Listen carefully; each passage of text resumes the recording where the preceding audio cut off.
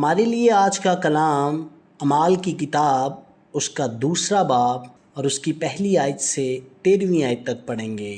جب عید پینتیکوست کا دن آیا تو وہ سب ایک جگہ جمع تھے کہ یکایک آسمان سے ایسی آواز آئی جیسے زور کی آندھی کا سناٹا ہوتا ہے، اور اس سے سارا گھر جہاں وہ بیٹھے تھے گونج گیا، اور انہیں آگ کے شعلہ کی سی پھٹتی ہوئی زبانیں دکھائی دیں، اور ان میں سے ہر ایک پر آ ٹھہریں، اور وہ سب روح القدس سے بھر گئے اور غیر زبانیں بولنے لگے جس طرح روح نے انہیں بولنے کی طاقت بخشی۔ اور ہر قوم میں سے جو آسمان کے تلے ہے خدا ترس یہودی یروشلم میں رہتے تھے، جب یہ آوازیں آئیں تو بھیڑ لگ گئی اور لوگ دنگ ہو گئے، کیونکہ ہر ایک کو یہی سنائی دیتا تھا کہ یہ میری ہی بولی بول رہا ہے،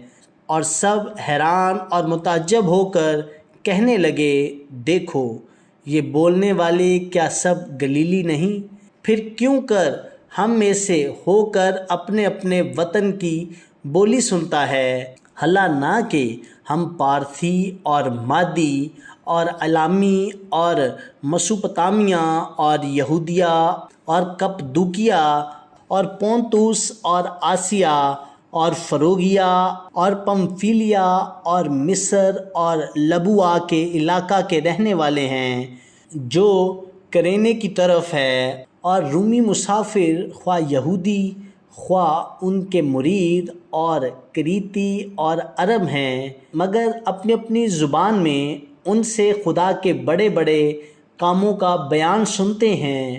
اور سب حیران ہوئے اور گھبرا کر ایک دوسرے سے کہنے لگے کہ یہ کیا ہوا چاہتا ہے، اور بعض نے ٹھٹھا کر کے کہا، یہ تو تازہ مہ کے نشے میں ہیں۔ آمین۔ خداوند کا پاک کلام پڑھا اور سنا جانا ہم سبوں کے لیے باعث برکت ہو۔ خدا کا شکر ہو۔ آمین۔